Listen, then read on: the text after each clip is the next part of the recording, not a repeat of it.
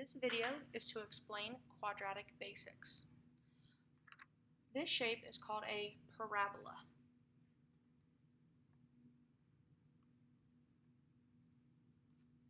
A quadratic, which is an x squared, is in the shape of a parabola. These are the important information we're going to find about every parabola that we have. This parabola will keep going on forever, so there are actually arrows at the end of the parabola. The first thing we're going to look for are the x-intercepts. The x-intercepts are when y is equal to 0. The x-intercepts are when the graph crosses the x-axis. So as you can see, this is the x-axis, and the graph is crossing right here and right here. These are coordinates that we are going to call the x-intercepts.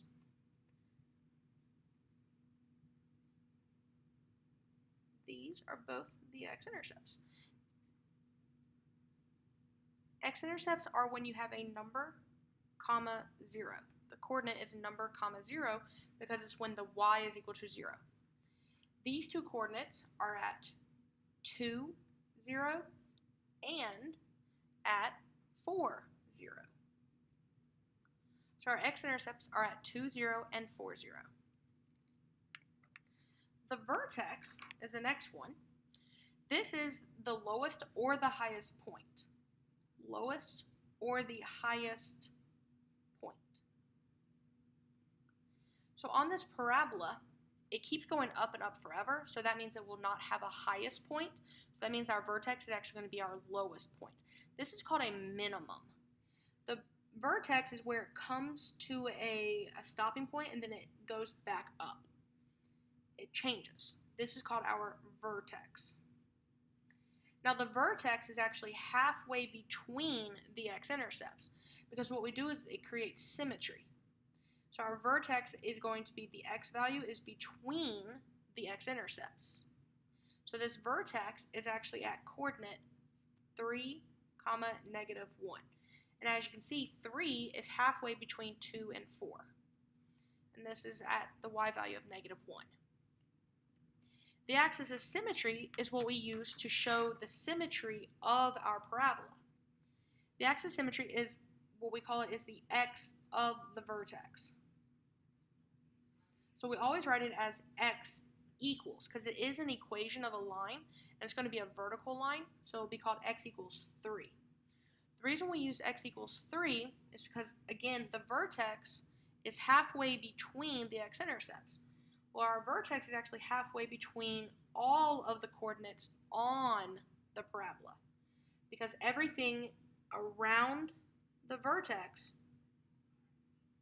is symmetrical on the other side. So we use a dotted line or a dashed line to represent our axis of symmetry. We call it AOS, and then we do make sure we write our equation of x equals 3. You should always, when you draw a parabola, when you are drawing your axis of symmetry, you should label it as AOS and x equals 3. This creates symmetry from all the way from the parabola to the axis of symmetry is the same distance from the axis of symmetry to the other side of the parabola on any point on the parabola. We can always go from one edge of the parabola to the axis of symmetry and from the axis of symmetry to the edge of the parabola and have the same distance. Next up, we have the y-intercept. The y-intercept is where the graph crosses the y-axis, or when x equals 0. On this case, our y-intercept is where the graph is crossing the y-axis, is right here. This is our y-intercept, and it's always 0, a number. Just like if it was linear, you'd have your 0, number. Your y-intercept is where it crosses the y-axis. For this one, it'll be 0, and it's at 8. Your y value is at 8. So our y-intercept is at 0, 8. We always determine which way it opens. And looking at the graph, you can tell which way it's opening. It is opening up because it's pointing up. But if you don't have a graph and you're looking at an equation, it's based off of the a value from ax squared plus bx plus c. So if the ax squared, A is equal to a positive value, it will open up. But if the very first term, ax squared, is actually a negative, it'll open down. So the arrows will point down. So because this graph is opening up, we say it's opening up. When we talk about min or max, this comes from, is it opening up or down? If it's opening up, our vertex is at the lowest point. That means that this is a minimum. If it was opening down, we would have a highest point because it would go all the way up and then come back down. So that would be a maximum. Since this is opening up, we will say that this is a minimum because it's opening up. The value of your minimum, or your maximum, comes from your vertex because that, again, is how we know if it's a minimum or a maximum. The axis symmetry came from the x of our vertex, so the value comes from the y of our vertex. So the value is equal to the y of your vertex. So the value will be equal to a -1. And this will help us later on. The domain is always going from left to right. So for all quadratics will be like this. This graph will keep going to the left and to the right because the arrows are saying it's going to keep going up and to the left and up and to the right. So it will always go left and it will always go right. So our domain is written as, this is called an open bracket. It goes from -infinity, comma, to positive infinity, and then it's an open bracket. I'll explain open brackets in just a moment. Our range is actually going from bottom to top. Our range is our y values. So our range is actually the lowest y value we have. We always start from the bottom, is actually at our vertex, which is why we want to use our vertex. We know what our value is because whatever the value is actually going to go into our range. Now, the value was a minimum, and you always write your minimum value first. So if it's a minimum, we put the -1 first, comma, and it will keep going up forever, so it'll be a positive infinity. The brackets we want to use here, instead of an open bracket of parentheses, we're going to use a closed bracket on the -1, but then an open bracket, which is the parentheses, on the infinity. Now, before I go on and finish explaining domain and range, I want to go back to the symmetrical part, because we have the x-intercepts both of them are already plotted. Every coordinate on the left of the parabola can be symmetrical to the right-hand side. So the y-intercept actually has a mirror or a reflected point on the other side. So if 0, 8 is your y-intercept, our x-intercept is going to be the same distance away. So as you can see, we're 0 on your x value to 3, and then we'll go from 3, same amount is 3 spaces, from 3 to 6. So at 6, 8 is actually your mirror of your y-intercept. This is the mirror or reflected point of the y-intercept. This is at coordinate 6, 8. Because our y-intercept was at 8, that means that our y value still has to also be at 8. Now, talking about domain and range, going back to that, the domain is your x values. And x's are actually read from left to right. So we want to go from the smaller numbers to the bigger numbers. For all quadratics you will have, as long as it's not broken up, quadratics will go from -infinity to positive infinity. And again, these are our open brackets. We pronounce this, again, -infinity to positive infinity. This is how we pronounce it. -infinity to positive infinity. Open brackets mean that they never actually come to an end. They never actually hit a point. Because infinity keeps going forever. Open brackets show that it never stops at a point. So it doesn't stop at an actual point. Infinity is forever. That's why infinity will have the open brackets, the parentheses, because it's trying to say that it will never, ever stop. It's kind of like an open circle when you're dealing with inequalities. And then the closed bracket is very similar to a closed circle for inequalities. So if we want to talk about the range will change from problem to problem. Not a whole bunch, but unlike the domain, you will have different numbers. So the range are your y values, which you actually read from bottom to top. Because we want to go from the smallest numbers to the biggest numbers. And the bottom is where you have your negatives, and the top is where you have your positives. So if your vertex is a minimum, your range will be a very specific value. You'll actually write it as closed bracket, and then you'll have your y of your vertex, comma, positive infinity. Because if it's minimum, that means it's opening up. That means it'll keep going up and up forever, so it'll always hit the positive infinities. But we have the smallest value. So we always put the smallest value first. If it is a maximum, you will actually have, so it's opening down. You're never going to end at the bottom, so it will keep going down into negative infinity. So that means we're going to have that open bracket. But then it will stop at a final point, which is going to be also the y of the vertex. But again, the y of the vertex will be a closed bracket because it actually does stop.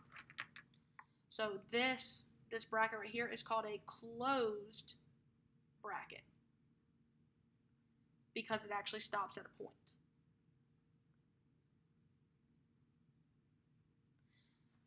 So when we're looking at these, we look at our graph to find these coordinates. If we're given the graph, we can easily find the coordinates.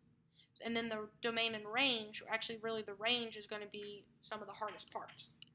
So if we open this up, we have 4 examples in here. By looking at the graph, we're going to fill out the chart with the important information, and then we're going to label the graph with the information. So that means that we will label our x-intercepts, we will label our axis of symmetry, and our y-intercepts, and our vertex. So this first one, our x-intercepts, I'm going to write in red. Our x-intercepts, again, are where it crosses the x-axis. These are our x-intercept.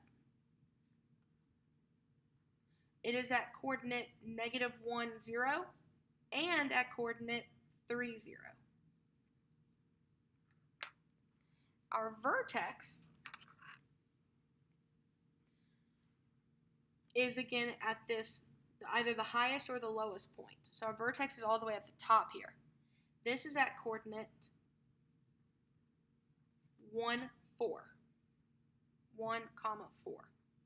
And 1 should be halfway between -1 and 3. So the next part is the axis of symmetry, which comes directly from our vertex. Our axis of symmetry is that vertical line that drops through the vertex, and it splits the graph in half. We must label it as AOS, x equals, and our axis of symmetry is actually at x equals, it's the x value of a vertex, so it's at 1. And we get that straight from our vertex. So as long as you can find your vertex, you can find your axis of symmetry.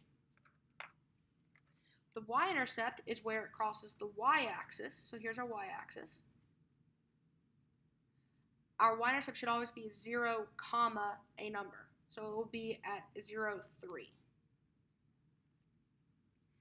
As you can see, this graph is pointing down, so it opens down. If it opens down, that means it will be a maximum. We'll have a maximum. Now we also need to find our value. So the maximum value will actually be, again, it's at the y value of your vertex because, again, it comes from the vertex because that tells you your minimum or maximum. The y value is 4. The domain of any quadratic will be the open bracket, negative infinity, to positive infinity, and then open bracket. Your range is what changes from problem to problem. Your range on this one, since it is a maximum, we will have a maximum number. We always do minimum, then maximum in our range. So if we look at our what we want to have for our range, we want to have the negative values or the smallest values over here and the biggest values over here. If it's opening down, it's going to point down forever, so that means we're going to have a negative infinity. The negative infinity is always on the left because it's the negatives. That means that our value will automatically be on the right hand side because that's our maximum. Infinity should always be an open bracket because it never actually stops. And because the graph truly does stop at positive 4 on our y value, that means we can close that bracket. And that's this first chart. If we go to the second chart, we can do the same thing. So we can actually label everything. We have our two x-intercepts. These are your x-intercepts, and we'll find the coordinates in just a second. We also have our vertex. This is our vertex, because it's at the point where it's either at the lowest or the highest. We have our axis of symmetry, which is the vertical line that goes through our vertex. So we labeled this as AOS x equals, and we will fill that out in just a moment. We also have our y-intercept, where the graph crosses the y-axis. And yes, we do have the mirror of a y-intercept as well. It would be on this side, but we don't have to find that at the moment. It's not in our chart, but you can always put that on the graph. So our x-intercepts are at -3, 0, and -1, 0, just by looking at the coordinates. This is at -3, 0, and this is at -1, 0. Our vertex is at coordinate -2, -1. Again, looking at the coordinate, this goes -1, -2, and then down here, it's down -1.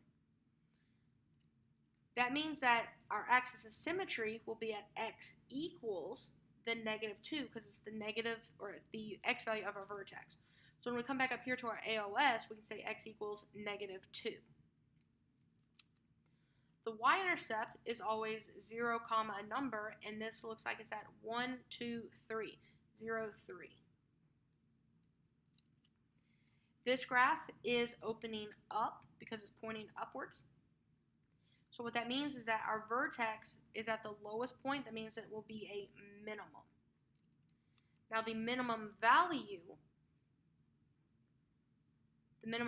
always comes from the y value of our vertex. So our vertex come back up here. The y was -1, so our value is at -1. The domain for this quadratic, and again for all quadratics that are not broken up, is open bracket, -infinity to +infinity, open bracket. Our range for this one, because it's opening up, I'm going to go ahead and put my comma in here. Because it's opening up, we're going to have a positive infinity, and positive infinity is always on the right-hand side. That means that our value will come to the left, because this is the minimum value. So this will have a closed bracket because it stops, and an open bracket on the infinity because it keeps going on forever. I'm going to do these last two as well. So again, we're going to fill out the chart, and we're going to graph it on the graph itself. We're going to label things. So the first thing we find is our x-intercepts, and this time our x-intercept is actually, there's only one. That's because it's bouncing off of the x-axis. Since this is our x-intercept and it's bouncing off of it, this is also our vertex. You can say this is our vertex as well. And as you can see, this will also be our y-intercept. All of these are, this coordinate right here is all three of those. So when we graph our axis of symmetry, it'll go straight through here. So it's actually the y-axis is our axis of symmetry. So it'll say x equals. We still want to put it as x equals. It is in fact the y-axis, but it's still an x equals equation. Our x-intercept, there's only one, so it will be at 0, 0. Now you can always say that it's at 0, 0 and 0, 0, but really it's at one coordinate, so that's really important to understand that it's only once. Our vertex is also at 0, 0. Our axis of symmetry is that x equals line. Again, it comes from the x equals of our vertex, so it'd be x equals 0. So we're going to label that up here as well, x equals 0. The y-intercept, again, is also at 0, 0. This graph is opening down. So because it's opening down, this will be a maximum. And the value, the maximum value, again, it comes from the y value of our vertex, and that y value was 0. So the value is 0. Again, this is a quadratic that is not broken up, so our domain should be open bracket, negative infinity, comma, positive infinity, open bracket. And then our range, again, comes from the y value of a vertex. We're going to use that, the value. But since it's opening down, we're going to have a negative infinity because it's going down. Negative infinity is always on the left because those are the smaller values. But it goes up to the value, again, the value of 0. We're going to have open bracket and then close bracket. That one was much simpler, and it looks kind of weird because they're all at the same coordinate, but it makes things very nice and easy. But it's kind of hard to label everything. On this last one, again, we're just going to go ahead and label everything. This is going to be our x-intercept, x-intercept, x-intercept. We have our vertex is down here. With our vertex, we have our axis of symmetry going through our vertex. So we would say AOS x equals. And then we're going to fill out that x equals in just a second. Our y-intercept is where it's crossing the y-axis, so it's right here in this little pink right here. I'm going to draw a little arrow saying this is our y-intercept so that you can easily see it. And now we're actually going to find all the values. So these are actually, they're counting by ones, but do you see how they're in the halfway mark? So our x-intercepts are actually at negative 2.5, 0, and at 0.5, 0.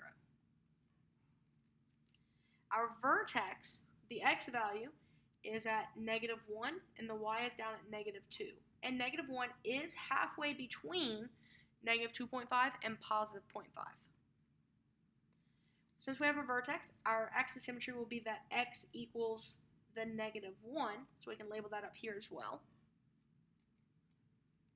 The y-intercept is at 0, and it is at negative 1 right here. This graph is opening up because the arrows are pointing up. So that means that we will have a minimum value. Again, the minimum value comes from the y value of our vertex. So that y value of the vertex is at negative 2.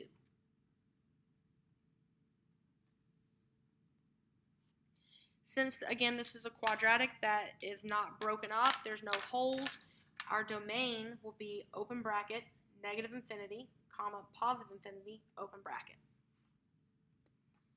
Our range, so I'm going to go ahead and put my comma in here. Our range is going up forever, so that's the positive infinity. Positive infinity is always on the right-hand side. And then we want our value to give us the minimum value, so negative 2 to infinity. So we have a closed bracket on the negative 2 and an open bracket on the infinity. This was all the things you need to know for quadratics if you're given the coordinates. You'll be able to find all this information given the equation as well in a different video.